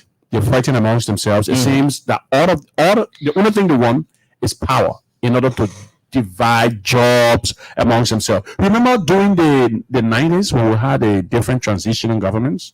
All of the governments that came to power, the LNTGs, you know, the interim government, the only thing they wanted was just to divide jobs amongst themselves. And at the end of that thing has had a reflection in the CPP first agreement. That's exactly what, but it still has a reflection. You know, because all you see from them now, they're beginning to fight for posts, for job. It's an opportunity. Today, Henry Costa has not been selected. He dispatched himself from the Unity Party, and just stuff like that. Youngly was not picked. There was issue, and she had to sideline herself a little bit. We need peace in this country. Yeah, we need stability. We cannot have the development of roads. We cannot have the reduction in poverty. We cannot have schools. We cannot have the lives of young people improve without peace. My dear, and the only person, amongst the different candidates now that provides, the opportunity to have a stable environment going forward, especially amidst the different folks in the opposition, the likes of Joseph Boakai, who seems to be controlled by the former warlord Prince Johnson.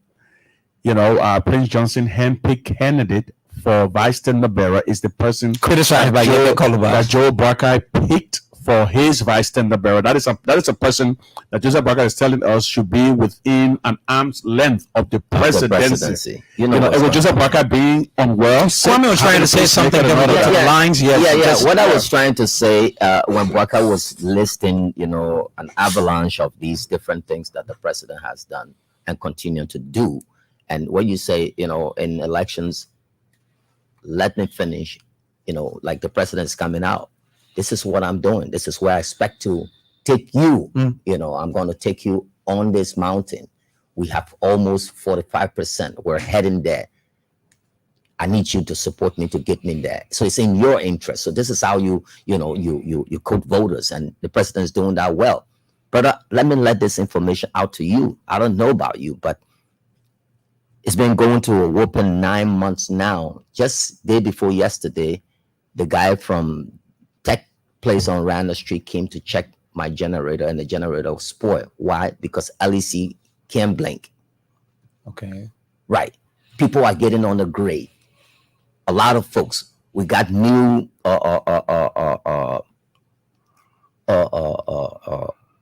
different transformers coming into the country.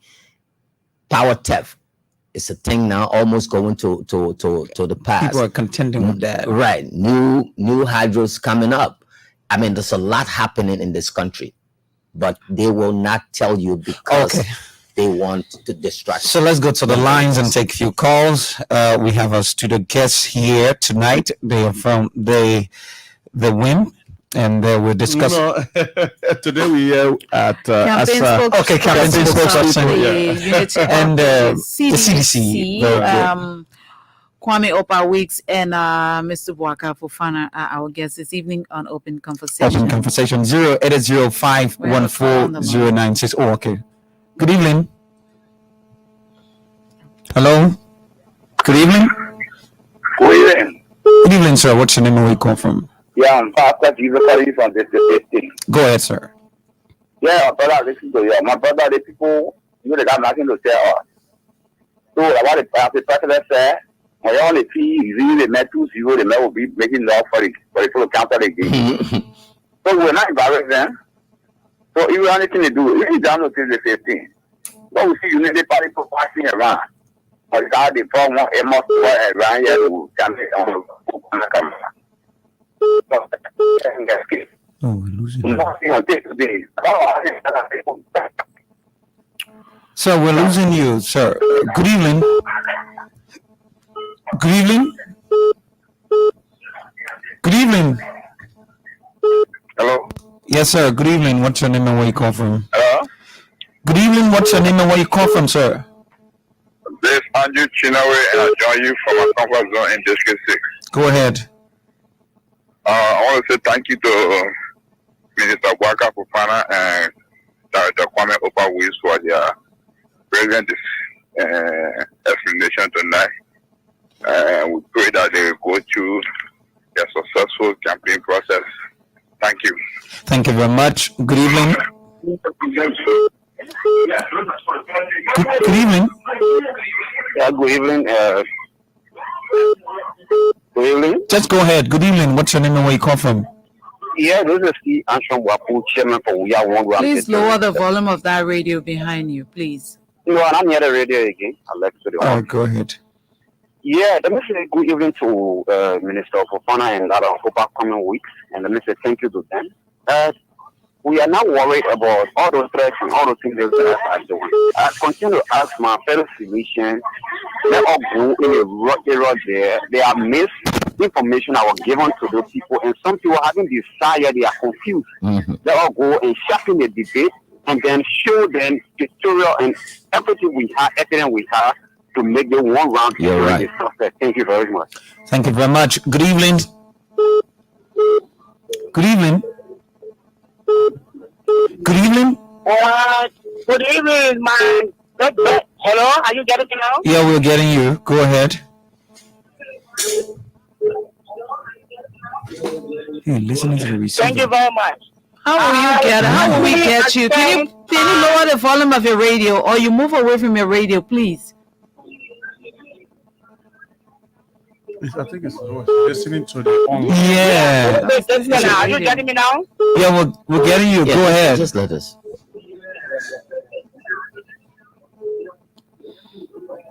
Okay, I'm Optim Kulas Beton, and I call you from District Namaste. And let me extend my fond belief to you tonight. No amount of threats from the opposition will stop Dr. Bagube from being re-elected. You know, university. Decided, and his re-election is cast in stone. Okay. That's good. Thank you. Sal, Paku is strong. Paku. Good evening. Hello. Hello. Good evening, sir. What's your name and where you come from? My name is E. Moli Sako, calling from Peaceville. Go ahead, sir. Yeah, Mr. Barker, Minister Barker, you know, you put a spokesperson for President re-election. We have given a message. Please try to break it down so that we the common program. Okay. All right, we hear you. For example, the WASP. Do you know that up to 2016, we were paying 2,600 LD for WASP? Paying it where? To who? Liberian, listen, Liberia. I will ask you a question. Up to 20 what? Up to what? 2016. Up to 2016, we were paying 2,600 for YFE. But with the introduction of the West African School Certificate, Yeah, the wax. things jump up to 65 USD. If you convert that today, it's about 12,000. Who's paying 12,000 now? Who's paying 12,000 now? I think he's trying to say The government something. of Liberia is paying up to 12,000 now. Yeah, you're right. That's why he's good. You're breaking down. People just see that the 2,600 for what is still continuing. No. Yeah, okay. Yeah, thanks. I think that's the era of simplicity. Yeah, he's Yeah. trying to. They have to put the job up. The big men also understand. So our friend are working with the company that are doing the assessment. Okay. Thank you. Good evening. And I'm be at Washington, you must simplify it so the common people can understand it. Yes, it's simplifying. Good evening. Yeah, CCD. Yeah. My name is Abuki Kamari. I join you from a drive market resident. District 12 Mosaic County. Eric did a rest dry over there.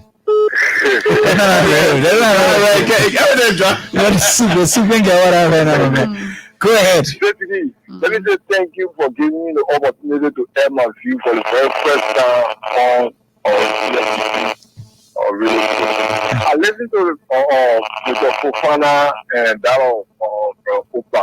Let me say thank you for giving out the information that at least when we listen, when we hear some of these things that everywhere is doing, some of these tangible things like the payment of WAC fee or payment of road, in infrastructure, hospital, and all of things. These are things that we want to be hearing. Let them come to us to come give or the extras or for people who can't have state funeral, right? And let me see. I hear people saying Koluba threatening the president. Koluba can threaten the president. In fact, Koluba is a bulldog by saying. All right. Guys, that guy shut up words. Good evening. Good evening.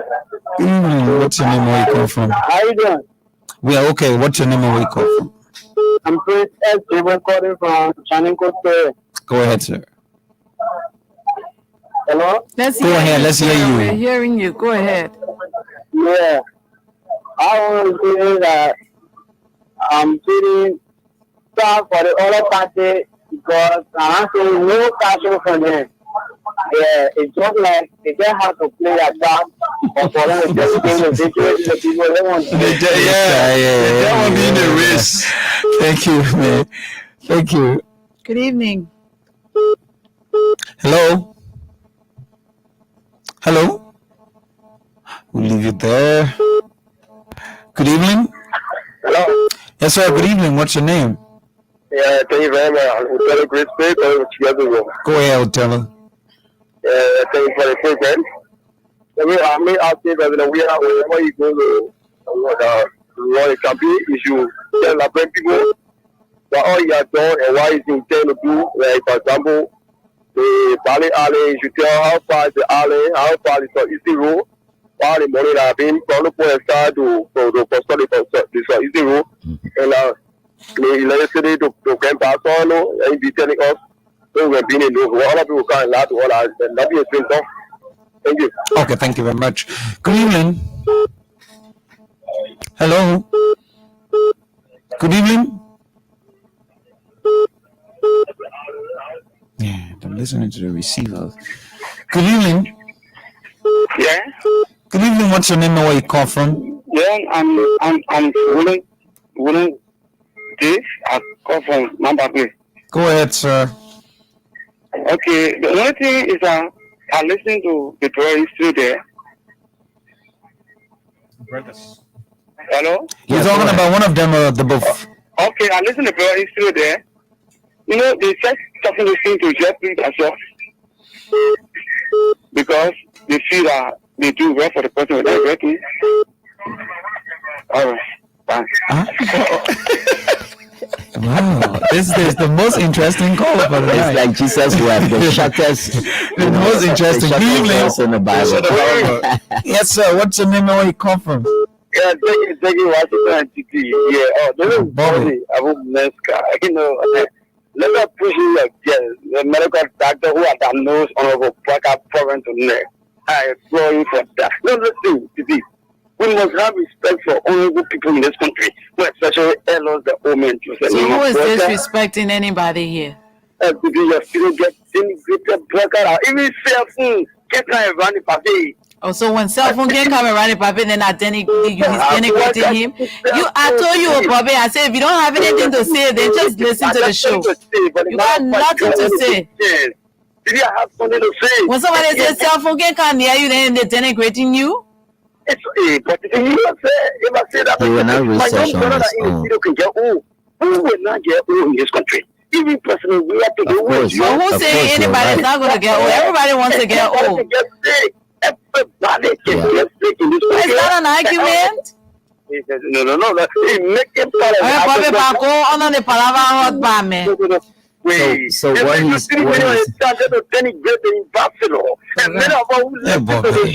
like the way Bobby press on the wall. I can't call you off because you're opposition, so you can't carry my body, but you can say anything when you call. I always saying good thing because the reason they can't say anything, I'm not preaching everywhere. But if I was preaching everywhere today,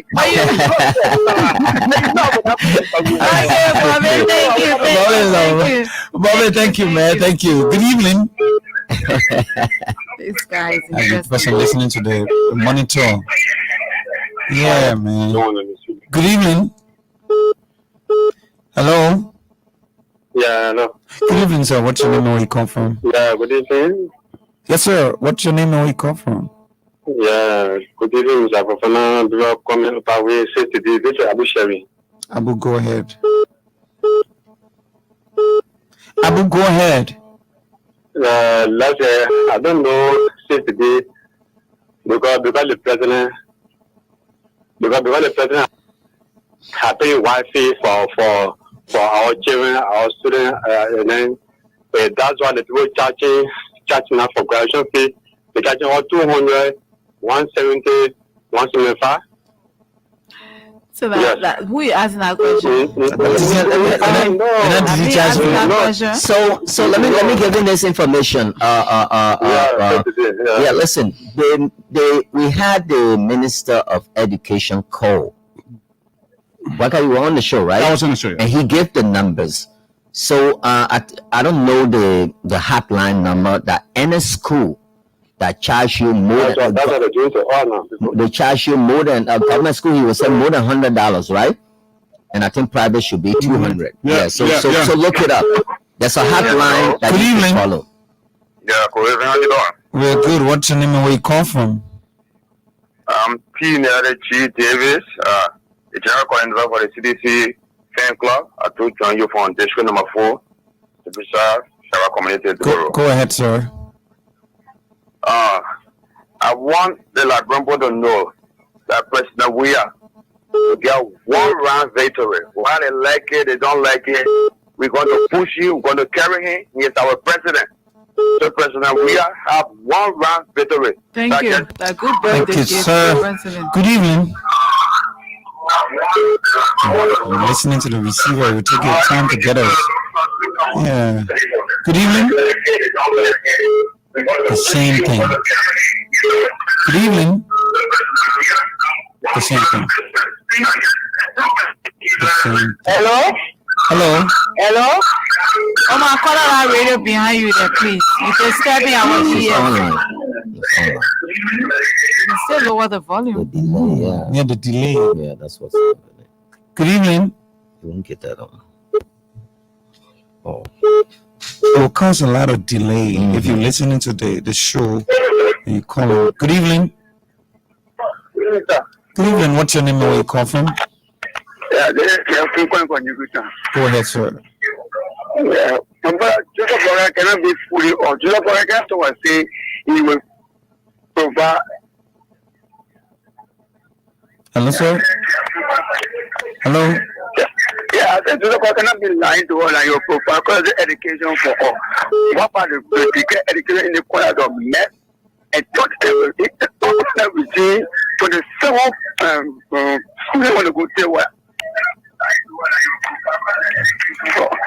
Yeah. All of it is 27,000 students want to go to work. All of them see. If they have we come and say that you put our course education for all. So the public of failure will not believe in, will know that for the wrong with a big flag in the first one. Thank you. Thank you very much. Thank you. Good evening. Hello. Yes, good evening. I'm Peter Samson Jr. and I do join you from River G County Electoral District and Bureau County. Go ahead, sir. All right, I want to say thanks to the captain of the great and mounted president of our great nation, the most historian president of Liberia, Dr. George Behu Weah. Go ahead. Oh, what thing? Yeah, it's all the way there from people. Yeah. Good evening. Hello. Hello.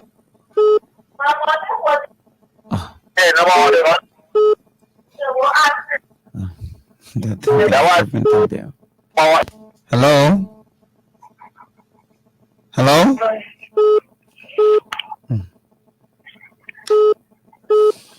Hello.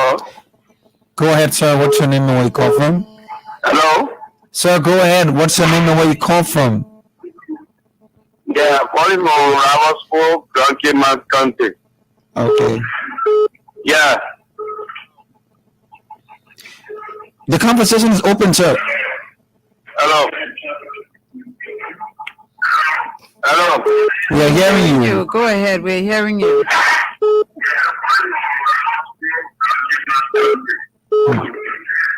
The lines are bad from out there. And they're taking time to receive. Good evening. Hello. When I find it too good tonight. Good evening.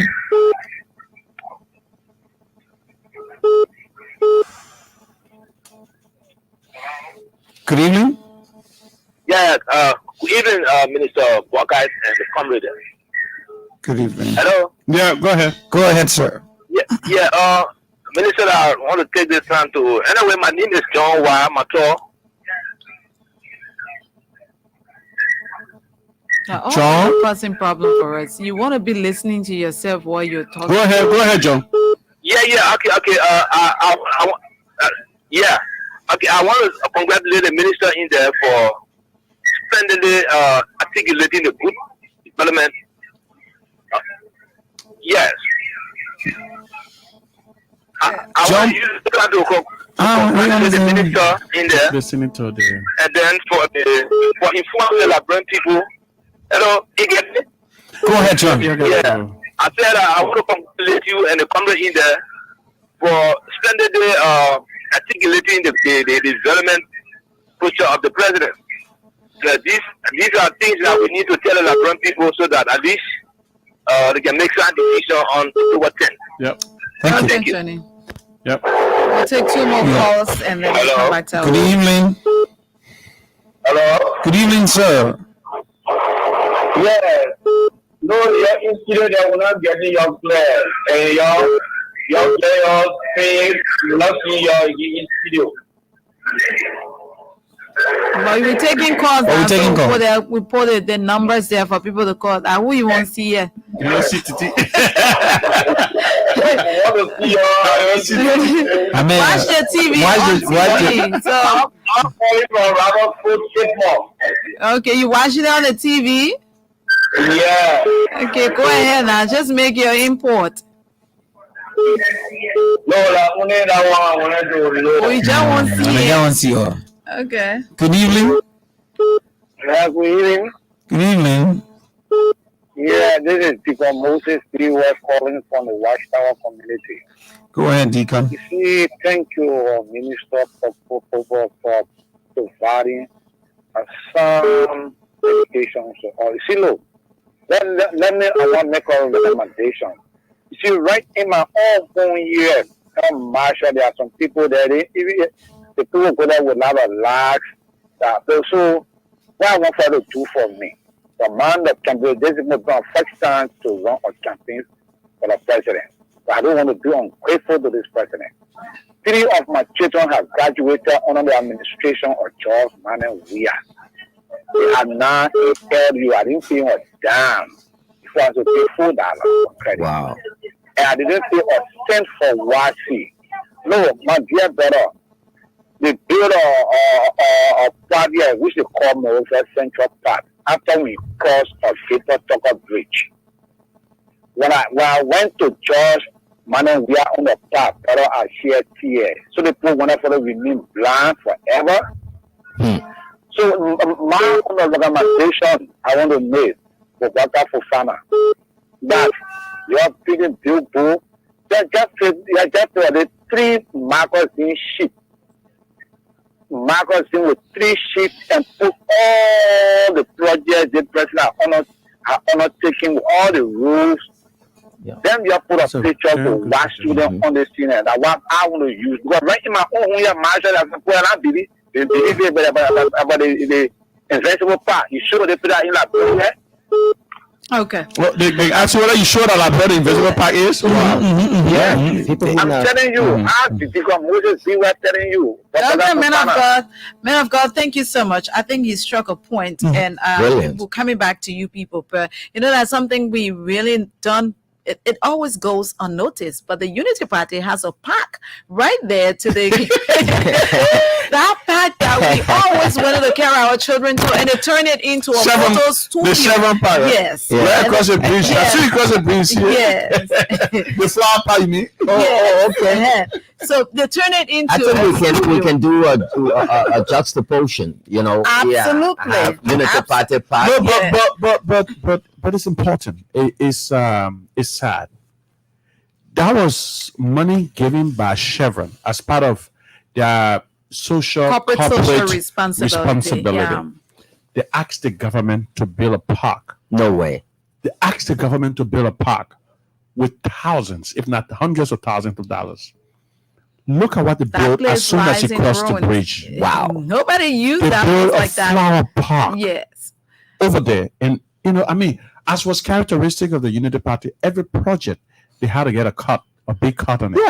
Yeah. So most of those things led to those are referred to poke projects. Those things led to the fact, to the us being denied of major infrastructure and all of that. But look at what is happening now.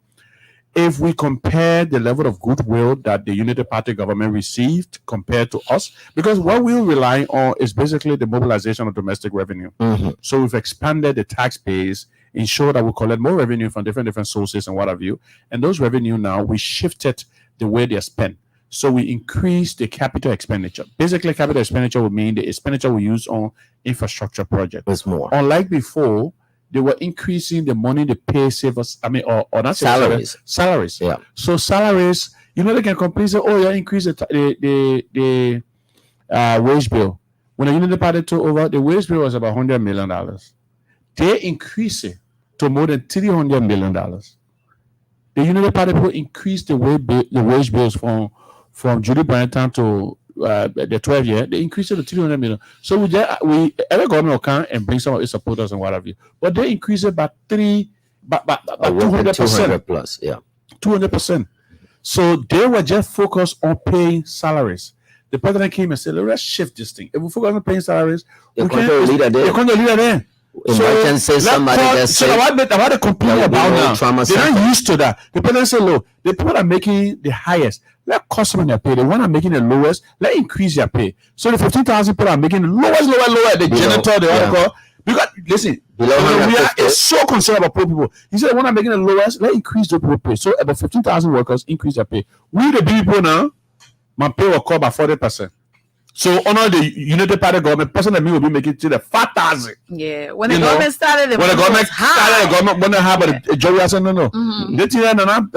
They're not your minister. I can't say the poor people. So he called up pay. He called worker. He said when I'm money, they took out 1,500. No, almost 2,000. Yeah. So they said they call out here and then give it to the poor people. Yeah. I mean they put out down there. That's the true essence of Propo, right? That's the true essence of Propo. And then you know what he did?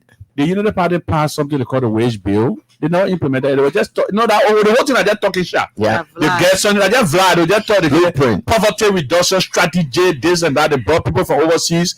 They almost 3 years planning poverty reduction strategy. They're giving them money. The president said we got to implement it. He said a wage bill. We got to implement it. So the wage bill now is that nobody should make below a certain threshold. Yeah. In the civil service. So they increase everybody pay to above $100. Nobody's making below that amount of money. The intent is to make sure that 150 will be the threshold. So at 150, nobody's going to be making below 150. Yeah. Like the way you talk about, how, those who were making a lot of money, their money has been reduced. But the last caller, is a true representation of Propo. He talked about how his 3 children graduated from University of Liberia without spending a dime. Yeah. Somebody called yesterday on one of the radio stations. The person said, people can talk about the increment the economy is doing well, but how does that trigger down to the poor people? So basically, I was telling the person, I said, well, a couple of things that we how it triggers down. Yeah. So we have a lower level of inflation. Inflation is a general rise in the price level. So with inflation, we managed to maintain inflation, whereas inflation is going up, the prices going up in Ghana and other places. Like, bro, managed to maintain inflation. So at 7%, when the people go to the market, Mary or if her children go to the market to go buy children's school fee material, for instance, those prices will not be as high as it is in Sierra Leone, Ghana, Guinea, other places, because we are maintaining that. When they go pay for their LEC, by the way, we've increased the number of people getting LEC by more than several folds, more than 100,000 people. I think 130 or so thousand people household, 130,000 household, which comprises of hundreds of thousands of people have access to LEC now. You know, we're expanding it along the Roberts International Highway with thousands of new households. I just wanted to just point out that we reduce the cost of electricity. The high trickle down. The cost of electricity now that used to be 35 cents per kilowatt hour is around 19 to 20 cents per kilowatt hour. That's about 40% reduction in the cost of electricity. Ellen Johnson said it was that high. When the president came to power, he said the price of rice can be at $16. That in fact, the first thing he tackled, he said, because that Liberian household, that's a major, that has our calorie intake. The president said we got to reduce that. He called all the rice importer.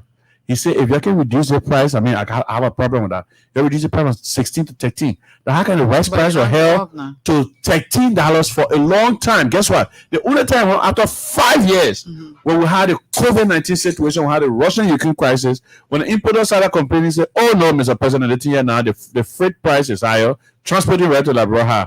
The president said, okay, you know what? I will pay for some of that. That's what they call subsidy. We started providing millions of dollars in subsidy. Why we're doing that? Because the president want the poor people, the man-made and other things in the market to pay half for rice. We started to pay that, but then later on, now the people started to say, no, we stay now, we can't make it. Even though we know you're paying for it, but one made more profit. So they started hauling the rice. When they started hauling the rice, the people now, and the rice price started going up. So the president said, you know what? Send the people how to call. Maybe after the Russian crisis, the COVID, and everything finished, all the lingering effects of COVID, we'll get back to let the people go ahead here for the time being. Not just for the time being. So we'll let them have their way for the time being. But for 4-5 years, we kept the price of rice, and that's one of the first things President Johnson we attacked. Let's hear your parting comments. I think, Bwaga, we've heard your parting comments. I think, bottom line, that's what happens during elections. They make their case, we make our case. In the end, we want peace. For what we've gone through, we've seen Rwanda, we've seen Sierra Leone, so many other countries. We don't want to go back to those dark days. We will all come back and say, oh yeah, our candidate, my candidate fitter than your candidate. This is what I've done. This is what you've done. All we have to do is be very honest. Having a guy like Yeke who, sound at times like he needs help versus, when they say the UN left money for, de-traumatization process, that money, I think some of it didn't, go Yeke way. So you see now they say the chicken is coming home to roost, and he's just out there with these outbursts, ranting, saying all of these different kinds of stuff, even going as far as attacking himself, kind of situation that is going on in the country. But the people are now, as the president hits the trail, people, the commoners, the common people are now becoming the sea, like the guy who called concerning his three kids, the other guy who said, look, put these things into like a slideshow and show to the people, let the people see what this president is doing. And I think when this is done, President Weah will see him on October 10 as the next president. Where are you going tomorrow? You guys didn't campaign today. We're going to Carisburg.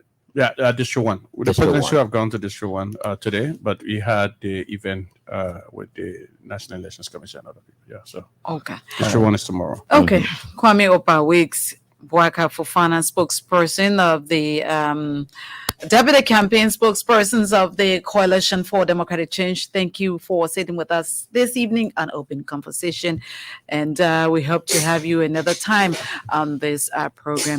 Join us, God willing, tomorrow for another edition of Open Conversation. Washington? It was a beautiful conversation, most especially when you have Bwaka on the conversation. Definitely it's going to be beautiful. So I want to say thanks ever so much for coming.